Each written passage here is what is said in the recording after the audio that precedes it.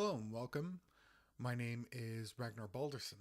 So, I want to discuss the traditional lifestyle, what it is, why it's important, and why you should strive to live by it. So, let's dive in. What exactly does traditional lifestyle mean, anyways?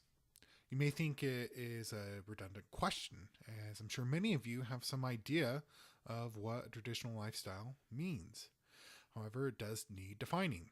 This is because across the world there are many different cultures and traditions. So, firstly, it should be noted that I am looking at a traditional lifestyle through the lens of a person of European descent. It also needs defining so we can have an objective standard to work from.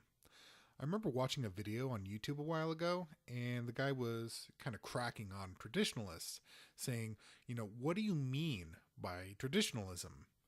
Do you mean the nuclear family unit of the 50s, or do you mean something else? He was kind of alluding to the point I just brought up a little bit earlier. So, what I mean when I say traditional lifestyle is a family made up of a husband and a wife, a man and a woman, and their children. Now, you may say, well, isn't that just a nuclear family? Why wouldn't you just say that? Well, this is because, while I do believe nuclear family is a good starting point, I also think that it was the first stepping stone in breaking down the family unit. There was a time when family was not just the immediate family, but also grandparents, aunts, uncles, and cousins. The reason why all the extended family members, in addition to immediate family, is important is because it creates an extensive support unit. If anybody falls on hard times, which happens, there's an existing support unit. Also, if a married couple are having a hard time figuring out how best to raise their children, they can ask their parents, aunts, and uncles.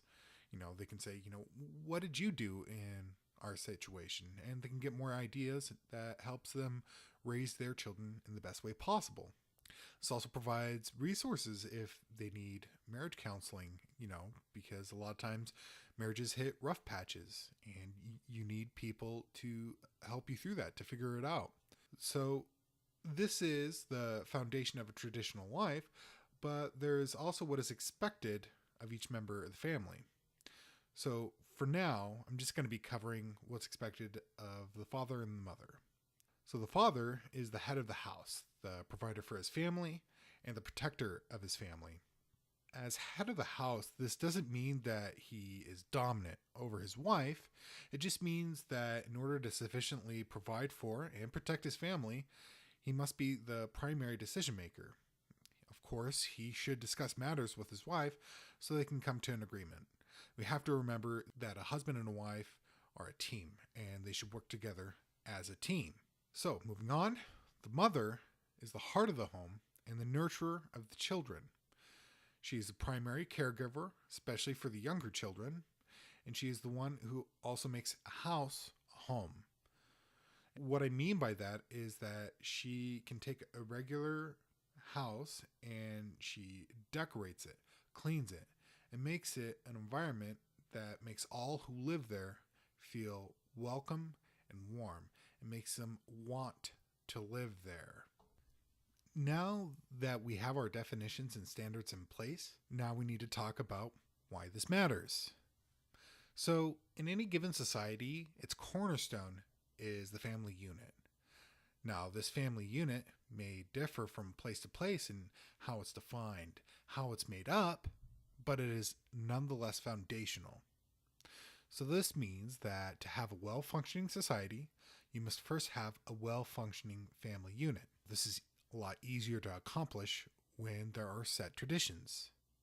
Now, this doesn't mean that these traditions can't ever be changed.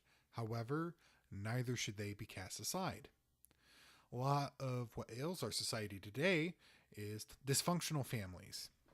So, in order to preserve the traditional wisdom of our past ancestors and still maintain function in today's world, is to find a proper balance.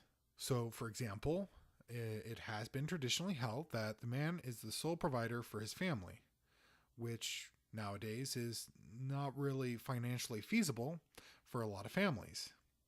So this means that the wife, the mother, must help provide out of necessity. So there are many ways to do this, like having the wife find part time employment or even full time employment and then just pay for like daycare for the kids. Now, that last example is an example of casting aside tradition unnecessarily. In this scenario, you are replacing the traditional mother with a stranger who's not invested in the same way that the real mother, the biological mother, is in properly raising the children. This stranger is primarily motivated by their own self interest, which is that of providing for themselves and their own family.